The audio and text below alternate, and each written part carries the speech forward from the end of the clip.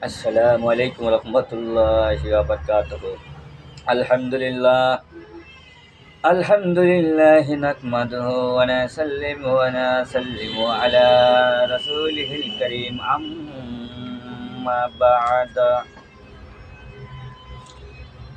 খেলাফত লাভ কিভাবে করবেন বিস্তারিত আলোচনা। খাজা নিজামুদ্দিন আউলিয়া সর্বমোট 7 বছর কাল পীরের খেজমতে অতিবাহিত করতেন।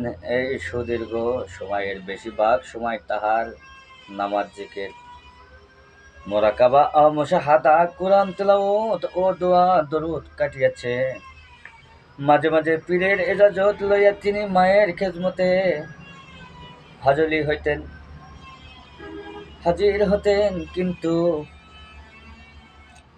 খুব বেশি দিন থাকিতেন না। তাহার মা ও ছিল ধর্মপরায়ণা নারী। প্রণাদিক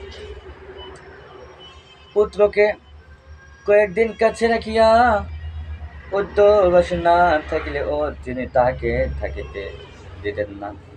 কারণ যে উদ্দেশ্য তিনি ঘর বাড়ি পরিত্যাগ করিয়া ছেলেকে নিয়া বিদেশে বাসা বাঁধিয়াছেন, সেই উদ্দেশ্যে সেই ছেলে যখন মানুষ হওয়ার পর তাহার উন্নতির পথে কোনো কিছু অন্তরায় হোক হোক উহা তিনি ভাবিতে পারিতেন। ছেলে কামেল বুজুর্গের সহবতে থাকিয়া কামিলিয়াতে হাসিল করিতে যাইতে তাহাকে ছেলের বন্ধনে আবদ্ধ করিয়া রাখা কিছুতেই সঙ্গত নহে। বিবি জুলাইখা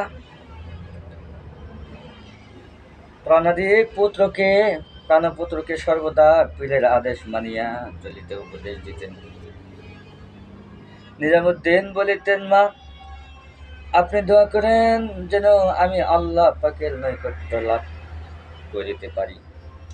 বাবা গঞ্জেশকর রহমাতুল্লাহ আলাইহির ইলহাম যোগে যখন জানিতে পারিলেন যে খাজা নিজামুদ্দিন রহমাতুল্লাহ আলাইহি আউলিয়া কামিলিয়াতের সর্বোচ্চ স্বপনে উন্নতি হইয়াছেন, এখন আর তাহাকে আটকাইয়া রাখা উচিত নহে। যখন এদিকে যেমন তিনি আনন্দ অনুভব করিতে লাগিলেন, অন্যদিকে তাহার মন ভারাক্রান্ত হইয়া উঠিল। শিষ্য কামিলিয়াতি হাসিল করিয়া বেলায়েতের যোগ্য হইয়াছে, ইহা কম আনন্দের কথা নয়। কিন্তু তাহাকে আর ধরিয়া রাখিবার উপায় নাই। তাহাকে এখন খেলাফত দান করিয়া দিনে ইলাহির কাজে প্রেরণ করিতে হবে। দিন ধর্মের কাজে, ইসলাম ধর্মের কাজে প্রেরণ করতে হবে। অথচ সুদীর্ঘ 7 বৎসরকাল যে শিষ্যকে তিনি তালিম দিয়েছিলেন, যাহার ব্যবহারে তিনি মুগ্ধ হইয়াছিলেন, সেই হাতে গড়া প্রিয় শিষ্যকে এখন বিদায় করিতে হইবে ভাবিয়া বাবা সাহেবের মন ভারাক্রান্ত হইয়া উঠিল। তবুও উপায় কি? যোগ্য শিষ্যকে আল্লাহদ্দিনের কাজে না পাঠাইলে তিনি বেজার হইবেন। তাই তিনি ভারাক্রান্ত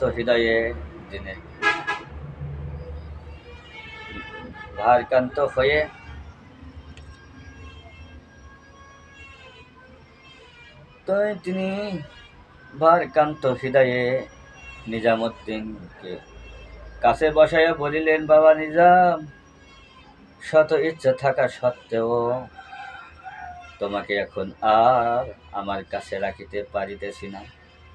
তুমি কামিলিয়াতি হাসিল করেছ, আল্লাহ পাক তোমার প্রতি খুশি হইয়াছেন। এখন তোমার তাবলীগ দিনের কাজের দায়িত্ব না দিলে আল্লাহ পাক আমার প্রতি অসন্তুষ্ট হইবেন। শোনো, শোনো আল্লাহ পাক, শোনো আল্লাহ পাক মানুষের সামনে দুটি জিনিস রাখিয়াছেন, একটি দিন অপরটি দুনিয়া। আমার ইচ্ছা তুমি দিনের কাজ গ্রহণ করো। অনুরোধ অনুরোধ মানুষেরা আল্লাহর দিনকে পরিত্যাগ করিয়া দুনিয়াকে বরণ করিয়া লইছে। তারা শয়তানের ধোকায় পড়িয়া দোজকের পথে অগ্রসর হইছে। তাহার দিকে সুপথ দেখানো দরকার। তুমি হিন্দুস্থানে যাও এবং সেখানকার অভৎ মানুষগুলিকে আল্লাহর দিনের পথে আহ্বান করিয়া সৎকর্মশীল বানাও। ইহার পর বাবা সাহেব সম্বেদ দরবেশ বৃন্দকে লক্ষ্য করিয়া বলিলেন, তোমরা জানিয়া রাখো, আমি নিজামুদ্দিনকে হিন্দুস্থানের বেলায়েত দান করিলাম। বেলায়েতের কথা শুনিয়া খাজা নিজামের মস্তক আপনা হইতে নত হইয়া আসিল। তিনি অঝরে ক্রন্দন করিতে লাগিলেন। বাবা সাহেব তাহাকে সান্ত্বনা দিয়া বললেন, ভয় নাই বাবা, চিন্তা করিও না, সকল কাজে আল্লাহর সাহায্য কামনা করিও, তিনি তোমাকে সাহায্য করবেন। অতঃপর বাবা সাহেব পরম স্নেহ ভরে তাহার চিবুক ধরিয়া মস্তক উত্তোলন করিলে ও তাহাকে দরদি পীর শায়ক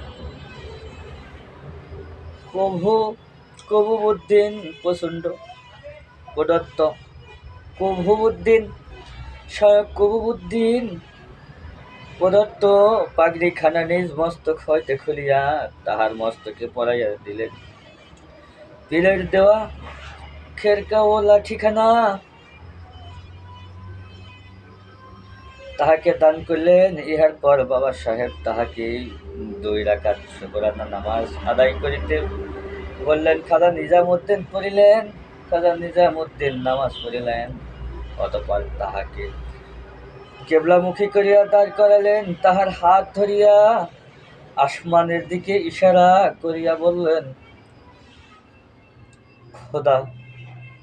খোদা অন্ধ, আমি নিজামকে তোমার হাতে দিলাম। ও খোদা, আমি নিজামকে তোমার হাতে সুপর্দ করলাম, সকল কাজে তুমি তাহাকে সাহায্য করিও।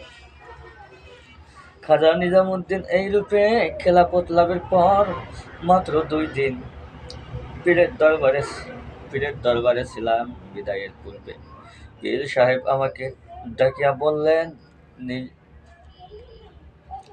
বললেন, নিজাম আল্লাহ পাক তাহার বিশেষ খাদেমগণকে 3টি বস্তু দান করিয়া থাকেন। 1 নাম্বার এলেম, 2 নাম্বার অকল বাগান, 3 নাম্বার এসম বা খোদাপ্রেম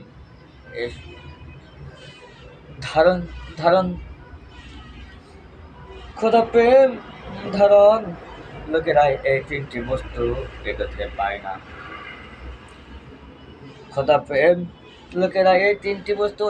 পায় না। ইহা এক বিশেষ নিয়ামত। আল্লাহ পাক তোমাকে সেই নিয়ামত দান করিয়াছেন।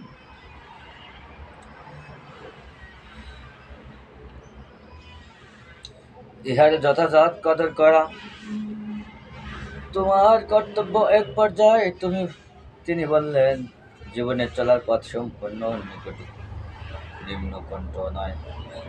যদি তুমি কাহারও অনিষ্ট কামনা করিবে না, তবুও কিছু সংখ্যক লোক তোমার প্রতি ভৈরবী ভাব পোষণ করিবে। ইহা অবধ প্রতি যুগে প্রতিকালে এই ধরনের অবধ লোক কিছু না কিছু দিলেই ইহাদিকে পরে আনিবার সহজ পন্থা হয় সরল মধুর ব্যবহার। কাফেরগণ রাসূল সাল্লাল্লাহু আলাইহি ওয়াসাল্লামের প্রতি কত ব্যয়বিভাব পোষণ করিয়াছে তাহা ভাষায় প্রকাশ করা যায় না, কিন্তু তিনি তাহাদের প্রতি কখনো রুষ্ট হন নাই, বরং ইহার নির্বোধ ধারায় তাহারা আমাকে জানি না বলিয়া তাহাদিকে সে মাফ করিয়া দিয়েছেন। মধুর কণ্ঠে তাহাদিকে আল্লাহর পথে ডাক দিয়েছেন। তাইফের ঘটনা দেখো, কাফেরগণের প্রস্তুর নিক্ষেপে রাসূল সাল্লাল্লাহু আলাইহি সাল্লাম দেহ মুবারক ক্ষতবিক্ষত শরীর হইতে দরবার বেগে রক্ত জড়িয়া পড়িতেছে। তিনি জ্ঞান হারাইয়া পড়িয়াছেন। পালিত পুত্র জায়েদ তাহাকে কাঁধে করিয়া শহরের বাহিরে নিয়ে আসিলেন।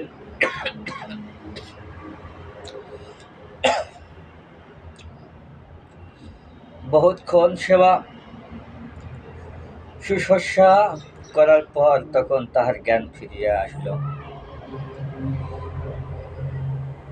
তখন আল্লাহর হুকুমে পাহাড়ের সংকরণকারী একদল ফেরেশতা আসিয়া বিল বিল বিল ইয়া রাসূলুল্লাহ সাল্লাল্লাহু আলাইহি ওয়াসাল্লাম, আপনি আদেশ করুন, আমি এই মুহূর্তে আমরা তায়েফের এই দুই পাশের পাহাড় একত্র করিয়া তায়েফবাসীদেরকে সম্পূর্ণ ধ্বংস নিশ্চিত করিয়া দেই। শুনিয়া আল্লাহ রাসূল নিজের ব্যর্থ বেদনায় ভুলিয়া গেলেন।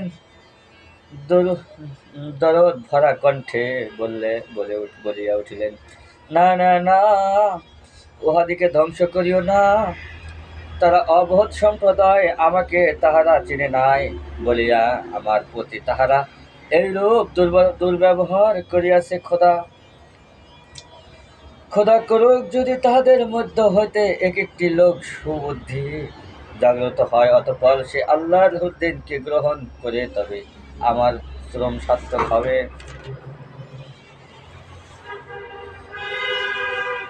দয়ার নবী তাহাদের সম্পর্কে আল্লাহর নিকট কোনরূপ অভিযুক্ত করিলেনই না, বরং এই বলিয়া মুনাজাত করলেন, দয়াময়, তাহারা নির্বোধ মানুষ, আমাকে চিনতে পারে নাই বলিয়া তাহারা আমার প্রতি এইরূপ দুর্ব্যবহার করেছিলেন। এই জন্য তুমি তাহাকে শাস্তি দিও না। বাবা নিজাম যখন দেখিবে দিন দুনিয়ার কাজ একসাথে তোমার উপর আরোপিত হয়েছে, তখন দিনের কাজেই প্রাধান্য দান করিবে। পাক কালাম মজিদে ইরশাদ হয়েছে, যাহার অর্থ আর যে নাফরমানি করিবে এবং পার্থিব জীবকে পরলৌকিক জীবনের উপর প্রাধান্য দান করিবে, দোজখ তাহার বাসস্থান হবে।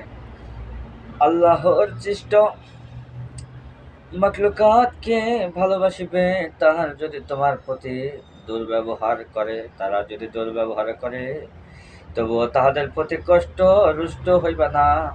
মনে করিবে তাহারা নির্বোধ, তাদের জন্য ক্ষমার হাত সর্বদা বিস্তার করিয়া রাখিবে। মনে রাখিও,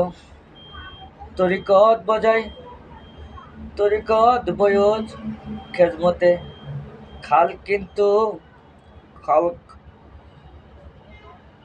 খালকনিষ্ঠ জনসেবা তরিকার একটি প্রসঙ্গ অঙ্গ। জনসেবা ভীত তরিকার মূলহীন, আর জনসেবা একত্রে তাহারাই করিতে পারে যারা জনগণকে ভালোবাসে।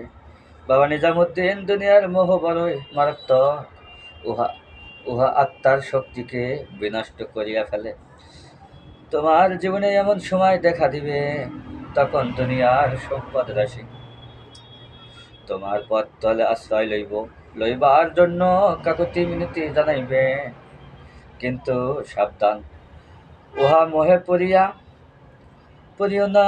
মনে রাখিও, শয়তান বিভিন্ন বেশে বিভিন্ন রূপে মানুষকে নিজের দলে ভিড়াইতে সচেষ্ট করে। কখনো সে আসে সম্পদের বেশে, কখনো পদমর্যাদায় মর্যাদার বেশি, কখনো নারীর বেশি, আবার কখন দরবেশের রূপে ধরিয়া সাধারণ মানুষেরা শয়তানের এই বহুরূপী বেশ বুঝিতে পারবে না বলিয়া সহজেই তাহারা তাহার জালে পা দেয়। আল্লাহ পাক তোমাকে এলেম আকল দান করিয়াছেন, যখনই কোনো কাজে শয়তানের হাত আছে বলিয়া মনে হইবে, তখনই লা হাওলা ওয়ালা কুওয়াতা ইল্লা বিল্লাহ পড়িবা। লা হাওলা ওয়ালা কুওয়াতা ইল্লা বিল্লাহ পড়িবা উহা পরিত্যাগ করিবা। সন্দেহের কাজ কখনো করিবা না, সন্দেহের খানা খাইবা না, সন্দেহের টাকা পয়সা গ্রহণ করবা না। আমি তোমাকে আল্লাহর হাতে সোপর্দ করলাম, সকল কাজে তিনি তোমাকে সাহায্য করিবেন। প্রথমে হাসি যাইবে যেখানে জামালউদ্দিন রহিয়াছে, তাহাকে তোমার খেলাফত পান্থের সংবাদ জানাইয়া তারপর দিল্লি গমন করিয়া নিজামউদ্দিন মোতাওয়াক্কেলকে সংবাদ দিলেন।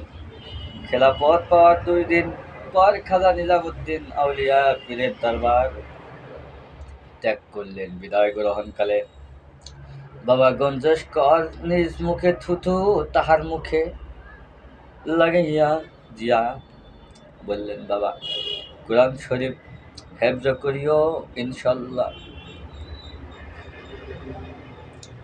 কোন আয়াত মুখস্থ করার সাথে সাথে উহা তোমার অন্তরে গাঁথা হইয়া যাবে। যাও আল্লাহর নাম দিয়া যাত্রা আরম্ভ করো, আল্লাহ তোমার সহায় হোক। খাজা নিজামউদ্দিন আউলিয়া পীরের কদম বুসি করিয়া